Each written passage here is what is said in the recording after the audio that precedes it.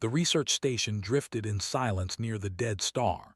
Its metal skin reflected pale light, cold and weak, like a memory of fire. For thousands of years, nothing had moved in this part of space. No ships, no signals, no life. Humans had named the place Ashen Reach because even stars came here to die. Commander Lewis stood near the main viewport, arms crossed, watching the ancient structure floating ahead of them. It was massive, circular, and broken in places, like a ring eaten by time. Sensors showed no weapons, no power, no life signs. It should have been dead. Still nothing? Lewis asked. Lieutenant Mara Chen shook her head from the console. No emissions, no heat, no energy flow. It's been dormant for millions of years, sir. Doctor. Elias Vorn adjusted his glasses, excitement clear in his voice. Or it's waiting, Lewis sighed. You scientists always say that. Evan Hale stood near the back of the room, listening quietly. He was not a scientist. He was not a commander. He was an engineer, sent because ancient machines often failed in ways modern scanners could not predict. Evan trusted his hands more than theories. He trusted instincts shaped by broken engines and emergency repairs under fire. Permission to speak, sir, Evan said. Lewis turned. Go ahead. The structure isn't just old, Evan said slowly. It's focused, like it was built to notice something specific. Mara raised an eyebrow. You're saying it's selective? Evan nodded. I can't explain it, just a feeling. Lewis studied him for a moment, then nodded. Prep the shuttle. We go in person. The shuttle docked inside the ring through a gap that looked torn open by time. Inside, the structure was smooth, untouched by decay. Walls curved endlessly, glowing faintly with symbols no one could read. The air was breathable, perfectly balanced, as if the place had been waiting for guests. This is impossible, Dr. Vorn whispered. No power source, no maintenance systems, yet everything is stable. They moved deeper, footsteps echoing softly. Evan felt a strange pull in his chest, like a quiet pressure guiding him forward. The others noticed it too, though they did not understand why Evan always walked half a step ahead. They reached a chamber at the center of the structure. A tall platform stood in the middle, surrounded by floating rings of dark metal. The symbols here glowed brighter, reacting to their presence. Scanners are going crazy, Mara said. Energy levels rising. Before anyone could react, the chamber sealed. Doors vanished into the walls. Lights surged. Evan froze as the platform beneath his feet warmed. Evan, step back, Lewis shouted. He tried. His legs would not move. The air vibrated. Light poured from the rings, twisting and shaping itself into a tall figure. The glow intensified until the others had to shield their eyes. When the light settled, she stood there. She was tall, her form humanoid but made of shifting light and soft color. Her eyes were bright stars. Lines of energy flowed across her body like veins of fire. She looked ancient and young at the same time. She looked only at Evan. You're the one my cycle locked onto, she said. Her voice was calm, layered, as if many voices spoke together. Lewis raised his weapon. Identify yourself. She did not look at him. Threat detected, Mara said, hands flying over the console. But I can't lock onto her. Evan swallowed. His heart pounded, but fear was not what filled him. It was recognition, even though he had never seen her before. I'm Evan, he said quietly. What are you? She tilted her head slightly, studying him. I am Astri, last guardian of the continuum cycle. The name meant nothing to the humans. Doctor. Vorn stepped forward despite Lewis's glare. A cycle of what? Astri's eyes flickered briefly toward him, then returned to Evan. Of survival. The platform beneath Evan rose, lifting him gently toward her. The others shouted, but nothing they did mattered. Their weapons failed. Their systems shut down.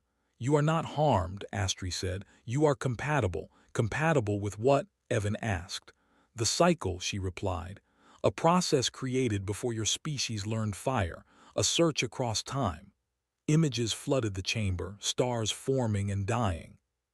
Civilizations rising, shining brightly, then collapsing. species that conquered galaxies but failed to change, empires that chose logic over life. Evan staggered but did not fall. My people believed perfection was strength, Astri said. It was not.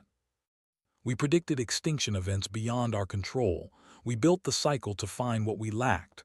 Lewis shouted, Evan, fight it. Evan shook his head slowly. She's not attacking, Astri nodded. Correct, aggression was filtered out. Fear was filtered out. Only adaptability remained. The images shifted. Humans appeared. Early humans struggling, failing, learning, losing worlds, rebuilding, fighting wars, making peace, surviving disasters through stubborn refusal to give up. You bend, Astri said. You break. Then you rebuild stronger. You do not follow fixed paths. Evan looked at her. So you locked onto me. Onto humanity, she corrected. You were simply the first signal strong enough to resonate. The chamber trembled. Mara gasped. External contacts, multiple ships. Unknown origin. Astri's glow dimmed slightly.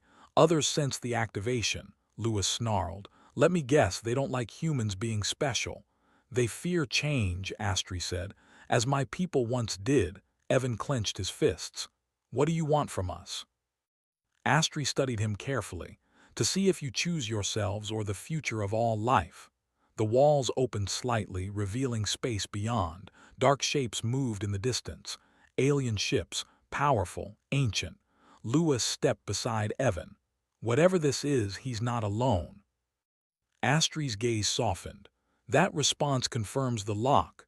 Energy flowed outward from her, touching Evan's mind gently, not forcing, asking. Evan took a deep breath. He thought of Earth, of people arguing, laughing, surviving, of imperfect choices that somehow led forward. We don't sacrifice people for logic, Evan said. We find another way.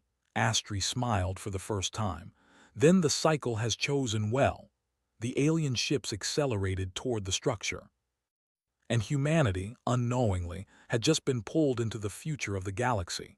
The ancient structure shook as the first energy wave struck its outer shell. The sound was deep and slow, like a giant drum beating in space. Inside the central chamber, lights flickered, then stabilized again. Commander Lewis steadied himself and looked through the widening opening at the dark shapes outside. The alien ships were not sleek like human designs. They were jagged, layered, and uneven as if grown rather than built. Their engines burned with strange colors that hurt the eyes. They're forming a blockade, Mara said, her voice tight. No known communication signals, no response to hails. Astri watched the ships calmly, but her glow pulsed faster now, like a heart under stress. They are the Wardens, she said, descendants of those who rejected the cycle. Evan turned toward her. Rejected it how? They believed survival should be controlled, Astri replied. Only certain species, certain paths, they tried to destroy the cycle when it did not choose them. Lewis scoffed. So now they're back to finish the job. Yes, Astri said, and to erase you. The words hung heavy in the air. Dr. Vorn swallowed. Erase as in extinction. Astri nodded once. They have done it before. The station shuddered again. A deeper impact this time. Panels along the walls lit up with symbols moving too fast to read. Shields are holding, Mara said, surprised. Sir, these defenses are waking up. Lewis looked at Evan. Looks like your new friend comes with insurance. Astri turned her gaze back to Evan. The cycle systems respond best to you. I can guide. You must decide. Evan felt pressure behind his eyes, not pain but awareness. He could sense the station now, like a sleeping giant slowly opening its eyes. Power flowed through ancient paths, responding to his presence. I don't know how to control this, Evan said honestly. You do, Astri replied. You simply do not realize it yet. Another impact struck, stronger than before. A crack of light raced across the chamber ceiling, then sealed itself. They're testing us, Lewis said, waiting for a weakness. Evan closed his eyes for a moment. He thought of broken engines, of systems pushed past their limits. Machines always spoke if you listened the right way. This place was no different. It was old, proud, and tired of waiting. "Can this station fight?" Evan asked. "Yes," Astri said, "but it was not designed to destroy, only to protect and guide." Lewis smiled grimly. "Humans are good at improvising." Evan opened his eyes. "Show me what it can do." Astri raised her hand. Light flowed outward, wrapping gently around Evan's head. Images flooded his mind again, but this time they were different. Paths, controls, systems layered over systems. Not buttons, but choices. Outside, the wardens launched smaller craft. They moved fast, swarming toward weak points in the structure. "They're deploying boarding units," Mara said. "Sir, if they breach—" "They won't," Evan said, surprising himself with the certainty in his voice. He stepped forward. The platform responded, lowering him to the chamber floor. As his boots touched the surface, the entire structure hummed. Evan reached out, not with his hands, but with his intent. The station answered. A wave of energy rippled outward. Not a weapon blast, but a distortion. Space bent slightly around the structure. The incoming ships slowed, their formations breaking apart. "What did you do?" Lewis asked. "I asked it to make space uncomfortable," Evan said. Astri watched with something close to wonder. "Your kind adapts even while learning." The wardens reacted quickly. Larger ships moved in, firing focused beams. The station absorbed the hits, but the strain was visible. Energy reserves dipped. "They're stronger than before," Astri said quietly. "They have learned too." Evan clenched his jaw. "Then we need help." Lewis raised an eyebrow. "From who? Earth's weeks away." Evan shook his head. "From us." He turned to the others. "The cycle locked onto humanity, not me alone. If this system can resonate with one human, it can resonate with many." Astri hesitated. "That was not the original design." "Original designs get people killed," Evan replied. "Trust me." Another heavy strike hit the station. Alarms blared briefly before settling. Lewis nodded slowly. "Do it." Astri studied Evan for a long moment. Then she placed both hands together, light folding inward. "I will open a channel, limited, temporary." The chamber lights dimmed as Astri focused. A pulse of energy shot outward, faster than any signal. It raced through space, toward human colonies, ships, and outposts. On a mining station near Jupiter, a technician froze as a strange warmth filled his chest. On a patrol ship near Alpha Centauri, a pilot gasped as new data flooded her thoughts. Across human space, thousands felt it at once. Confusion, fear, then clarity. "They're responding," Mara whispered, watching readings spike. "Neural resonance across human networks. This shouldn't be possible." Evan felt it too. Not voices, but presence. Human minds touching the cycle, grounding it with emotion, instinct, and stubborn will. The station's power surged. Outside, the wardens faltered. Their sensors screamed as the structure changed again. It was no longer a single point of resistance, but a network. "They're pulling back," Lewis said, regrouping. A massive warden ship moved forward, larger than the rest. Its surface glowed as it charged a weapon unlike anything before. "They're going to fire," Mara said. "That'll crack us open." Astri's glow dimmed dangerously. This weapon was designed to end cycles. Evan felt fear then, real fear, not for himself but for everyone now connected. He could feel human resistance pushing back, refusing to let go. "We don't run," Evan said. "We don't surrender." He reached deeper, farther than before. The station groaned in response, ancient systems straining. Evan thought of bridges built too fast, engines patched with scrap. He thought of survival through refusal. "Redirect," he whispered. The station obeyed. Instead of meeting the blast head-on, space folded again, wider this time. The warden weapon fired, but the beam curved, sliding past the structure and vanishing into empty space. Silence followed. Then chaos. The warden's formation collapsed. Panic spread through their fleet. Systems failed. Signals crossed and tangled. "They're retreating," Mara said, stunned. "They're actually retreating." Lewis exhaled slowly. "Well, I'll be damned." The alien ships pulled away, jumping into dark space one by one. Inside the chamber, the energy slowly settled. Lights softened. The station hummed quietly, exhausted but intact. Evan sagged slightly, caught by Lewis before he fell. "You did good," Lewis said. Evan shook his head weakly. "We did." Astri knelt beside him, her glow faint but steady. "You have changed the cycle," she said. "It was never meant to be shared so widely." "Neither was fire," Evan replied. Astri looked at him with something new in her eyes, respect. "The wardens will return, stronger, smarter." Evan met her gaze. "So will we." Far across space, human minds slowly disconnected from the cycle, carrying with them a sense of purpose they could not yet explain. The galaxy had noticed, and humanity was no longer just watching history unfold. They were part of its design now. The silence after the battle felt heavier than the fighting itself. The ancient structure drifted once more near the dead star, scarred but standing. Outside, space looked calm again, as if nothing had happened. Inside, however, everything had changed. Evan lay on the chamber floor, breathing slowly. The glow from the walls was softer now, like a tired heartbeat. Commander Lewis stood nearby, watching the reading stabilize. Mara and Doctor Vorn worked quietly at their consoles, their movements careful, almost respectful. Astri stood at the center of the chamber. Her light was dimmer than before, but steadier. She no longer looked like a weapon or a guardian built only for duty. She looked alive. "The cycle is settling," she said. "It is adapting." Evan pushed himself up to sit. His head still buzzed with distant echoes of other minds, fading but not gone. "Is it over?" Astri shook her head slowly. "No, but it has begun properly now."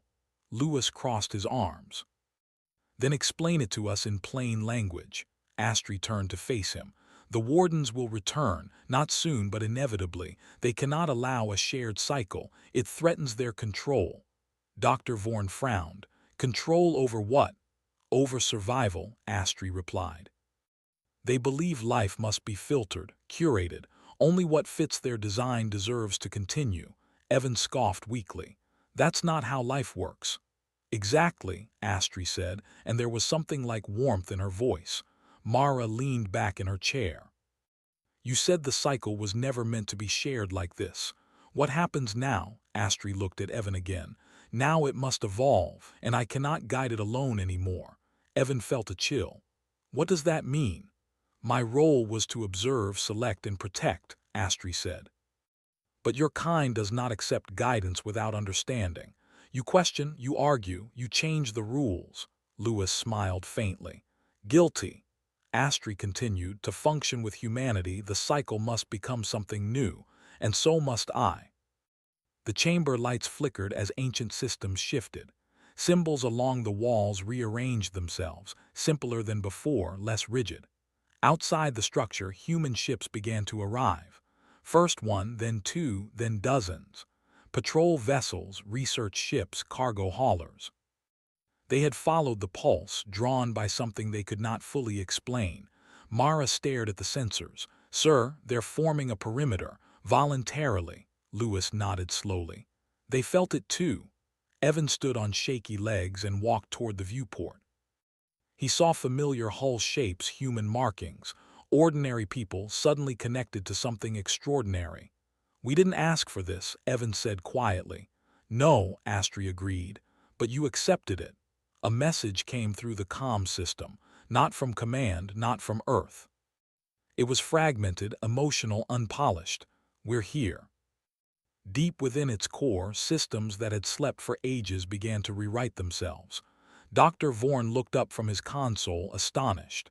"It's restructuring its own architecture, removing layers, simplifying." Astri nodded. "Complexity without flexibility led to my people's end."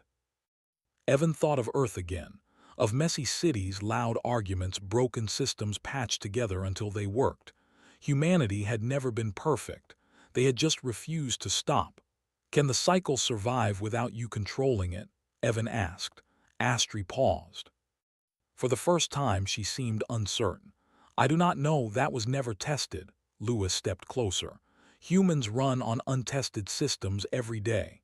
Astri looked at him, then back at Evan. Slowly, she raised her hands. Light spilled outward not as a wave but as countless threads. "These are fragments of me," she said. "Knowledge, memory, choice." Evan's eyes widened. "You're splitting yourself." "I am distributing myself," Astri corrected, "becoming less singular." The threads reached outward, touching human ships, human minds. This time the connection was gentler, voluntary. Across space, humans felt it again. Not a command, not a call, an invitation. Some accepted fully, others only a little. Many stepped back entirely. The cycle did not force them. The station stabilized. Astri's form changed. She was still glowing, but smaller now, more defined. Less like a god, more like a person. She looked at her hands, almost curious. "I can no longer see all outcomes." Evan smiled tiredly. "Welcome to being human." She met his gaze. "I am not human." "No," Evan said, "but you're closer than before." Alarms sounded briefly, then stopped. Mara checked the sensors. Long-range detection, the wardens. Lewis tensed. "Already?" "No," Mara said. "Not attacking. They're watching." Far beyond the human perimeter, dark shapes lingered at the edge of sensor range. Silent, studying. "They are confused," Astri said. "The cycle no longer behaves as predicted."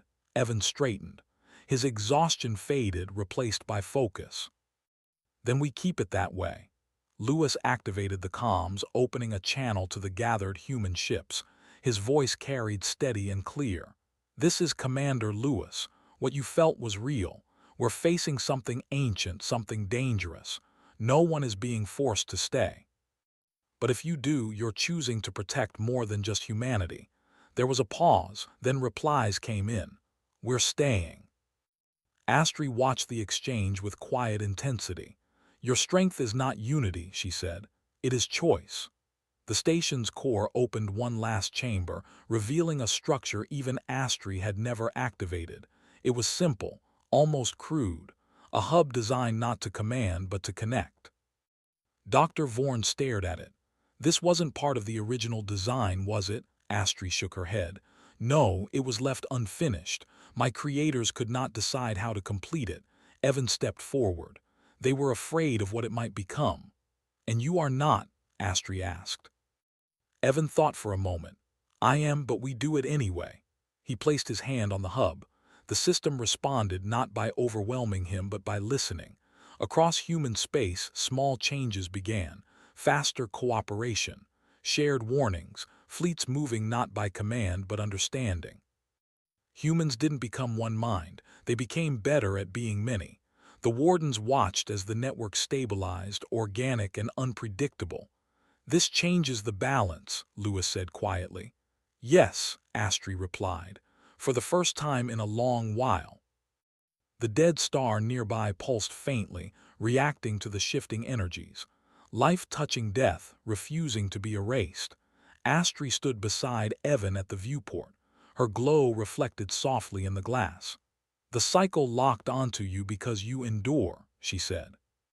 "Not because you are strongest, not because you are smartest, but because you refuse to disappear." Evan nodded. "We're stubborn like that." She smiled, small and genuine. "Then the future is louder than my creators ever imagined." Beyond them, human ships held their positions. Beyond them still, the wardens retreated further into shadow, forced to rethink a galaxy they no longer fully understood. The cycle no longer searched alone. It had found humanity. And this time, the future would not be decided by perfection, but by those willing to stand together, imperfect and unyielding against the dark.